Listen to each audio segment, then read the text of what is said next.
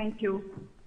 Thanks, Sue, for the invitation, and thank you for having me as part of the conference, even though I'm there virtually, not physically.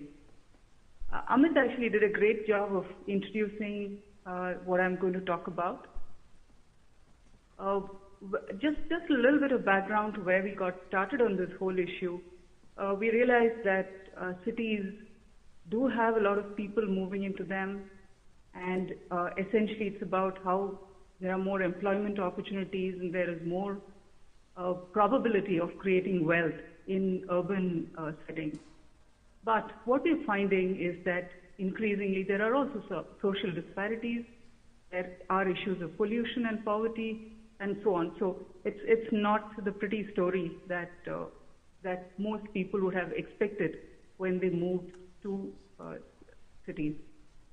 Now, we got thinking about this problem and we said, how nice it would be if we could only think about doing things like reducing congestion, the amount of time that we waste just sitting in vehicles on the road, looking at spending all of that time in a more productive manner, perhaps the scarce resources, and Amit gave a lovely example of a person stuck in an ambulance in a traffic jam, the kind of traffic jam you see on the picture on the screen up there.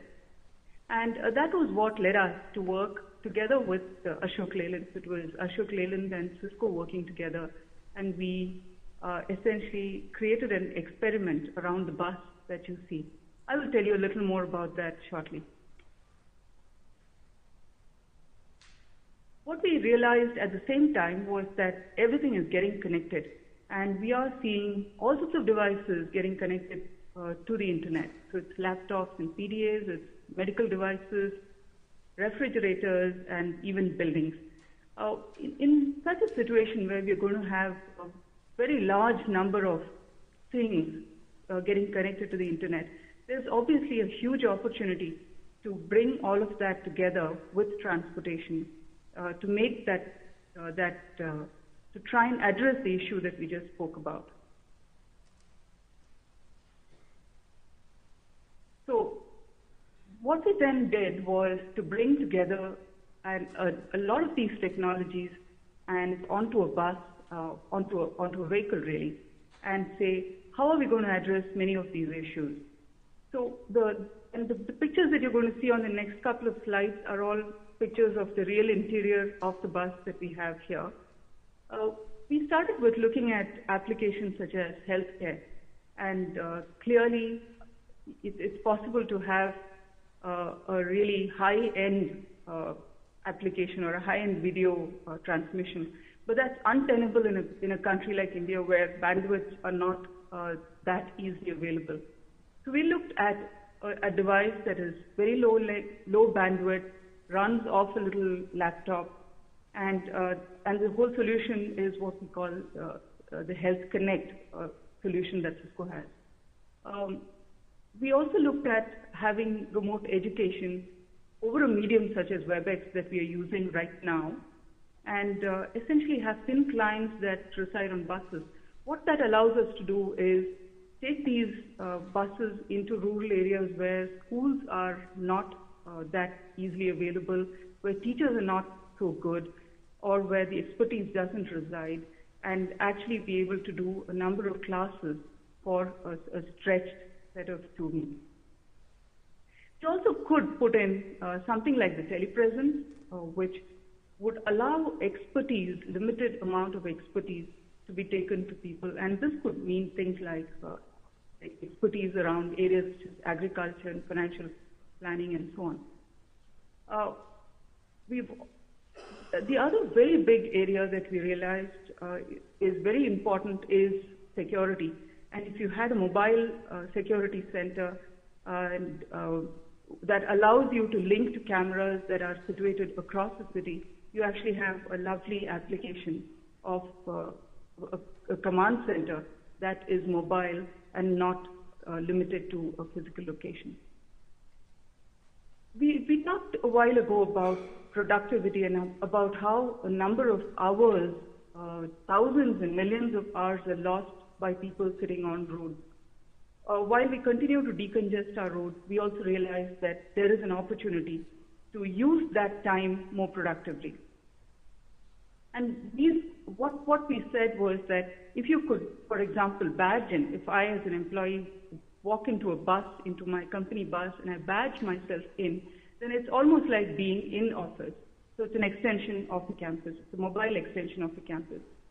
The ambulance example Amit spoke about, but what it does is by transmitting vital information to the hospital is in a much better state of readiness to receive the patient. And the same thing with a first responder, the vehicle, the officials in the responder vehicle could actually be much better prepared because they have information pertaining to the situation that they're going into. And of course, it would be lovely to have a little lounge where you can have entertainment and also inform the commuter. While we're looking at all of that, efficiency of the public transportation system is also equally important. And if we could integrate all the various modes of transport and be able to bring some predictability into the way people travel, that would be just great.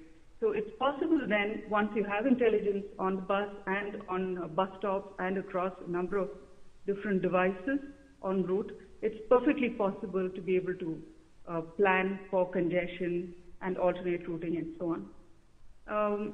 And of course, once you have a set of buses with the ability to transmit and talk back to the base station, you can do a much better job of utilizing resources as well as things like maintain those vehicles much better.